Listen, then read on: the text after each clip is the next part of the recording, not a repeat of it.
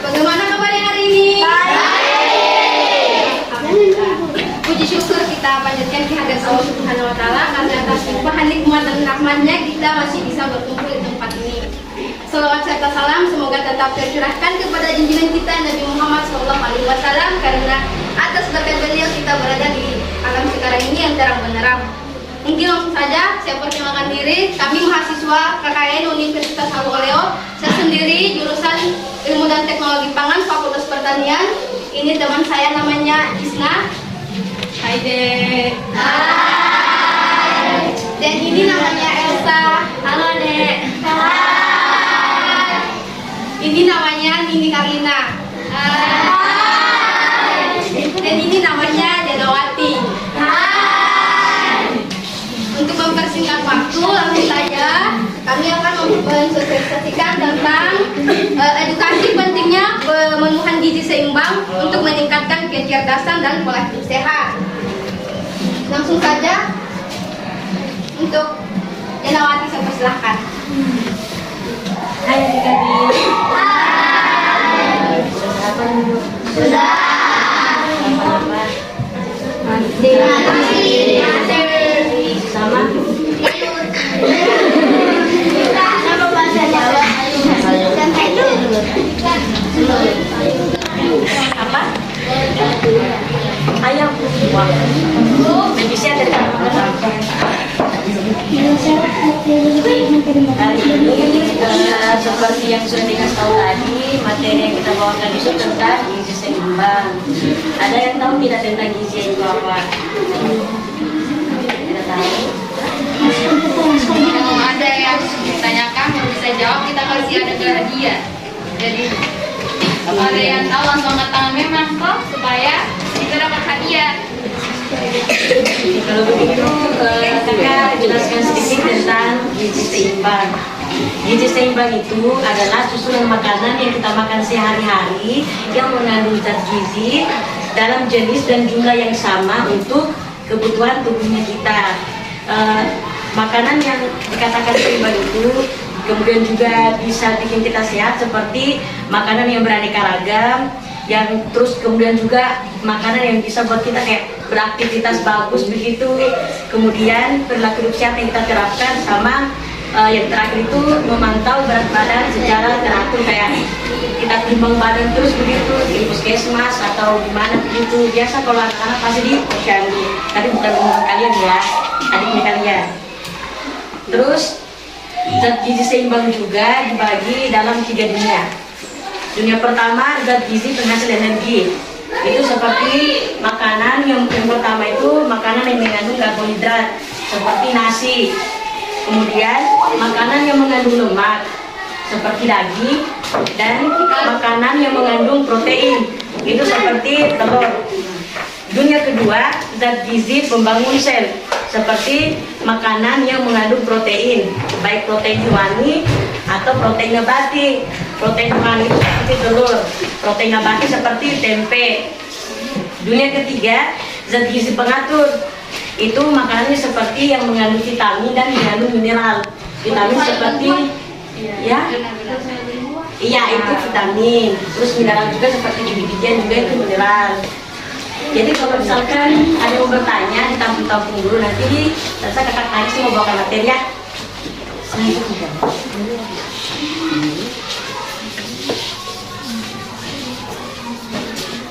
Baik, materi selanjutnya saya akan menjelaskan tentang faktor-faktor yang mempengaruhi penyusunan gizi seimbang. Ada 7. Yang pertama, ekonomi. Apabila ekonomi keluarganya tinggi, maka kebutuhan gizinya akan terpenuhi dengan sempurna. Tetapi apabila ekonomi yang keluarganya rendah, maka kebutuhan gizinya akan mengalami kekurangan gizi. Selanjutnya, sosial budaya.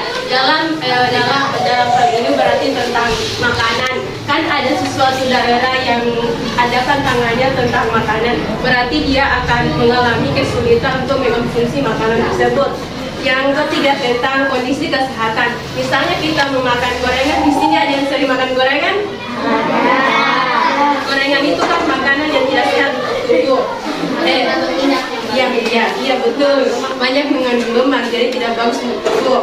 Yang keempat, umur ini misalnya usia balita, usia dewasa, dan lanjut usia, berarti kebutuhan gizinya berbeda tergantung dari tingkat usianya. Selanjutnya, aktivitas. Di sini ada yang sering olahraga? Aktivitasnya seperti kita melakukan aktivitas fisik seperti olahraga, senam, berarti itu diharuskan untuk setiap minggu misalnya 3 kali dalam seminggu. Kemudian kebiasaan makan. Kebiasaan makan seperti kita mengkonsumsi makan sayur, makan nasi, lauk. Itu harus seimbang antara sayurnya, lauknya, sama nasinya. Kemudian ketersediaan pangan setempat. Misalnya di daerah sini pangannya tidak tersedia secara sempurna, berarti mereka mengalami kekurangan gizi. Tetapi apabila di sini ketersediaan pangan setempatnya sangat melimpah, berarti dia memenuhi kebutuhan gizi. Selanjutnya, beberapa zat gizi memiliki peran penting dalam optimalisasi fungsi otak, yaitu pertama protein, lemak, vitamin C, dan B1, zat besi, golongan sayur seperti tomat, wortel, brokoli, bayam, dan tomat. Selanjutnya, golongan buah-buahan seperti pepaya, pisang, jeruk, mangga, dan jambu biji. Kalian sering mengkonsumsi buah-buahan? Buah apa saja deh? Jambu biji. Kalau sayur apa yang sering konsumsi? Kangkung. Kalau banyak tidak ada yang suka banyak.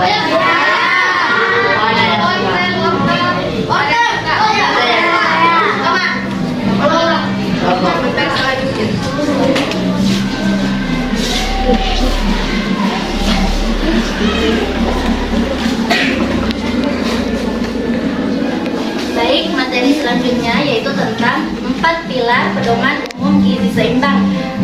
Di sini terbagi menjadi 4. Yang pertama yaitu mengkonsumsi makanan yang beragam. Seperti apa? Seperti kita mengkonsumsi nasi yang mengandung karbohidrat, kemudian sayur-sayuran, telur, ikan yang mengandung protein, itu daging-dagingan. Kemudian selanjutnya yaitu melakukan aktivitas fisik. Seperti apa itu aktivitas fisik? Lari, main bola, itu sudah termasuk aktivitas fisik. Selanjutnya yaitu membiasakan perilaku hidup bersih. Seperti apa itu perilaku hidup bersih? Gampang sehat. Ya, kemudian sebelum makan biasanya harus cuci tangan.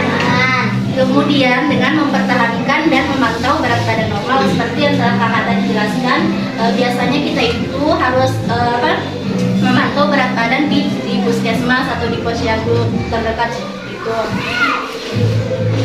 Selanjutnya ini ada yang tahu mengenai gizi seimbang itu ada 3. Yang pertama, mengenai gizi seimbang itu apabila asupan gizinya itu sesuai dengan kebutuhan gizi, berarti berat badannya itu normal. Kemudian gambar yang ini adik-adik,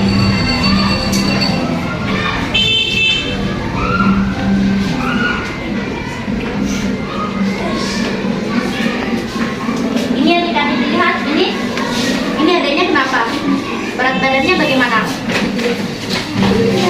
Yang ini gemuk sekali toh? Ya, berarti dia asupan gizinya itu melebihi kebutuhan zat gizinya. Seperti apa? Misalnya mungkin makanannya itu melebihi apa yang dibutuhkan. Apa yang makan? Ya, gambar ini menunjukkan obesitas. Apa itu obesitas? Kelebihan berat badan. Iya, atau bahasa sehari-hari itu terlalu gemuk, kegemukan. Tidak ada yang gemuk. Ada nih Pak. Dia banyak makan dia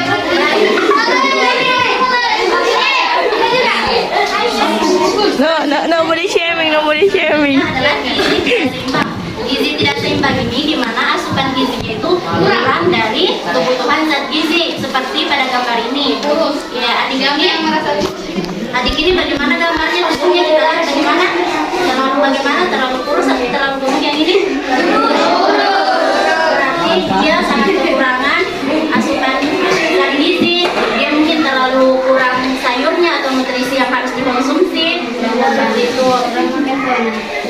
gizi seimbang yang baik itu adalah gizi yang sesuai dengan kebutuhan zat gizinya kita. Maksudnya berat badannya kita itu normal dengan tinggi badan kita juga.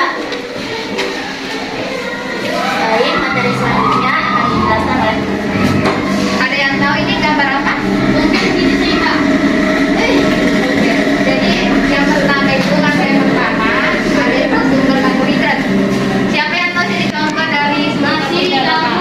Ini dia. Angkat tangan terus itu berdiri terus sebut namanya. Dia berdiri ya berdiri. Siapa ya? Siapa namanya? Siapa dulu? Ini dia karbohidrat. Nasi yang termasuk karbohidrat. Contoh dari karbohidrat apa? Ya, nasi, terus sayur nah masuk karbohidrat dia. Nasi terus kentang, terus selain itu apa? Roti, ya roti, terus oke, terus Kasih tepuk tangan dulu.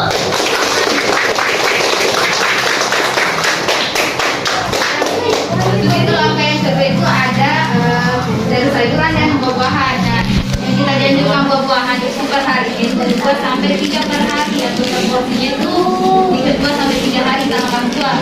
Jadinya itu sayur juga 3 sampai 4 per porsi dalam 1 kali makan. Jadi harus jangan berlebihan makannya gitu. Terus itu ada juga yang ketiga seperti makanan itu kayak ada daging, terus apa lagi yang mengandung lemak apa? Ikan, terus minyak goreng, terus cacing juga. Kalau daging ya daging apa yang biasa dikonsumsi?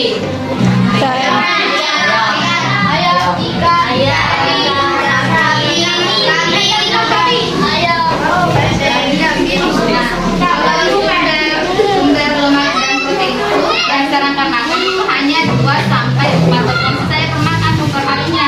Jadi tidak boleh lebih atau tidak boleh kurang. Terus itu yang ketiga, makanan-makanan yang mengandung gula, minyak, garam. Yang sering makan gorengan siapa? Yang sering makan. Itu tuh tidak bagus untuk kesehatan. semua suka gorengan.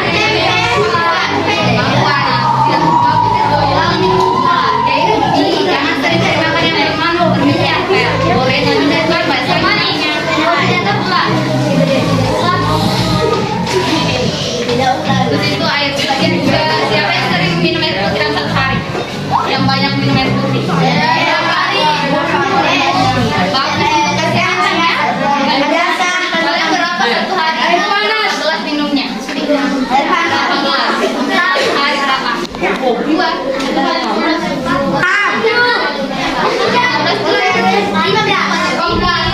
Yang dianjurkan itu kalau minum air putih dalam 1 hari itu harus 8 gelas, minimal 8 gelas, 8 gelas dan minuman.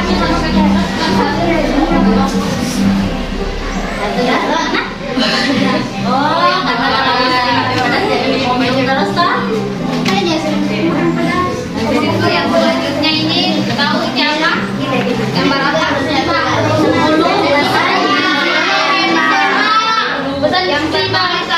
Yang pertama ada syukuri dan nikmati aneka ragam jenis makanan.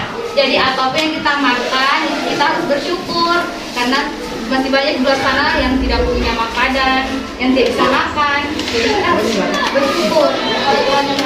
Iya. Terus itu pesan yang kedua, banyak makan siapa contoh sayur-sayuran hijau seperti apa?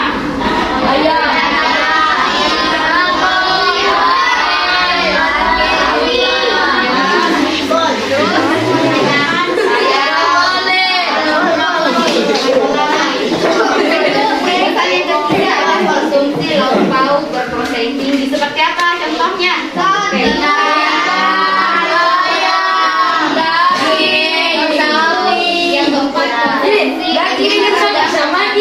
Yang keempat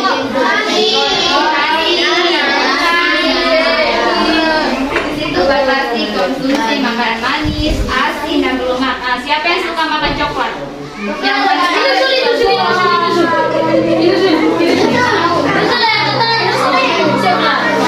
makan yang manis-manis itu jangan terlalu manis.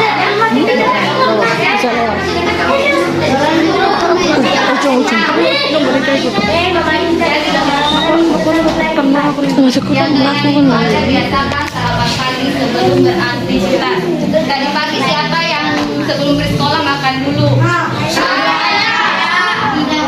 Jadi biasakan ya sebelum pergi sekolah sarapan dulu. Pagi minggu.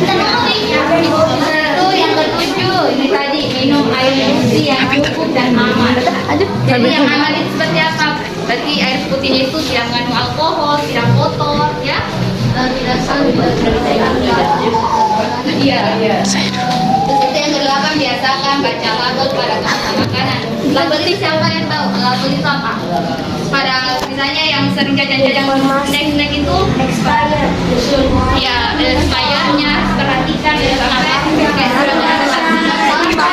awalnya ya. Artinya sudah tidak bisa. Itu yang kesembilan itu biasakan cuci tangan dengan sabun dan air mengalir. Jadi sebelum kita makan harus cuci tangan dulu supaya itu teman-teman gampang itu keluar ya. Itu yang ke-10 ada berolahraga secara teratur dan jaga berat badan normal. Jadi sering-sering berolahraga supaya tidak kegemukan juga dan tidak berkurusan juga. Jadi itu pengen teman-teman saya. Siapa tahu ada adik-adik yang ingin bertanya? Iya. Ada hadiahnya loh. Ada hadiahnya. Ayo hadiah. Siapa yang mau bertanya? Iya, ada berapa hadiah? Sisa 2 orang bertanya. Ayo. Depan. Iya. Saya berdiri.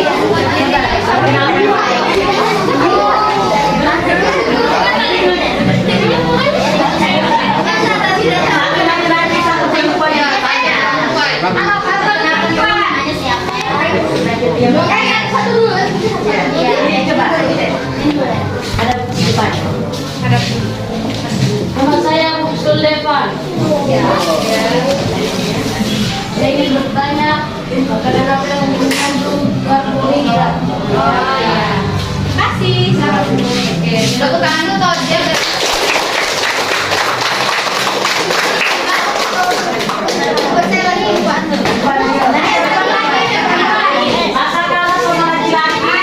Ayo dong.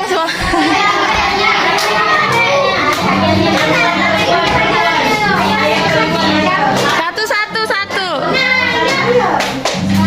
Putri. Maju saya, maju.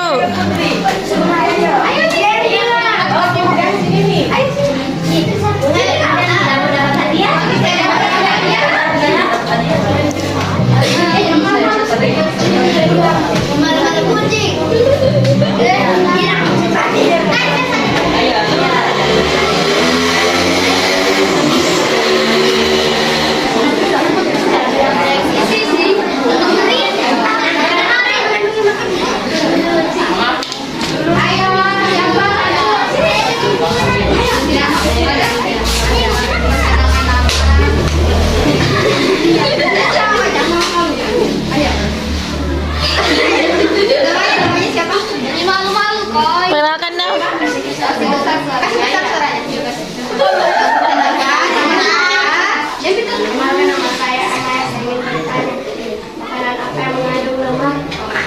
Oke.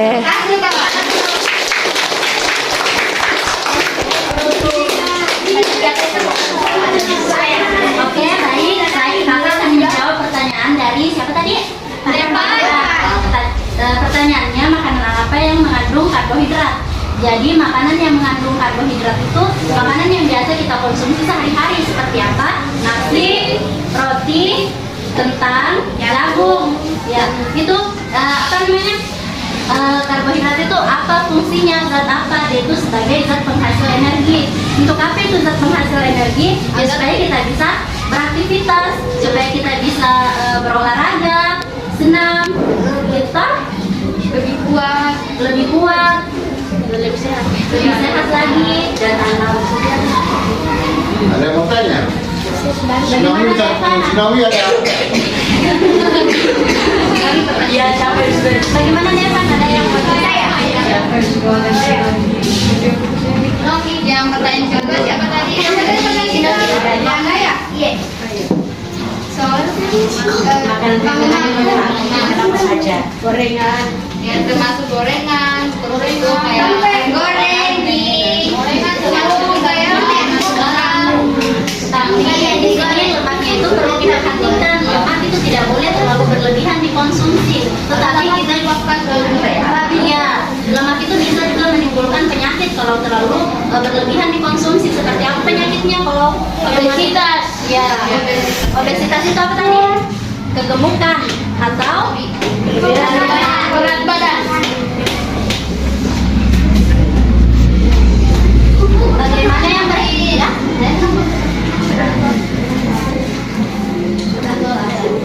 Kasih besar suara.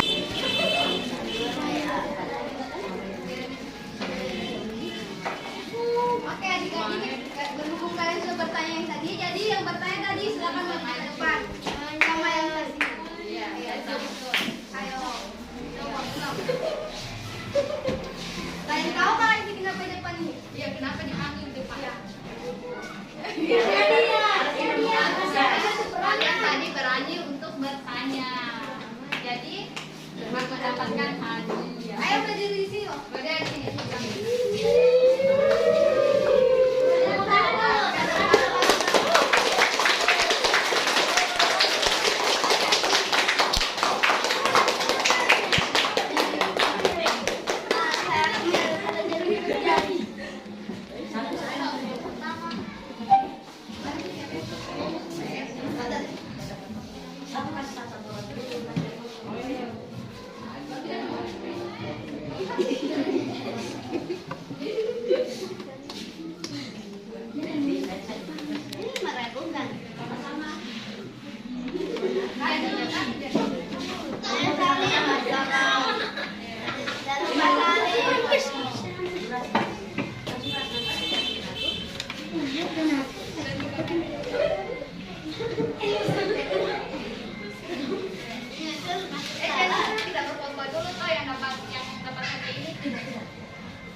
kita jalan di sini daripada lubang. Diam, diam. Itu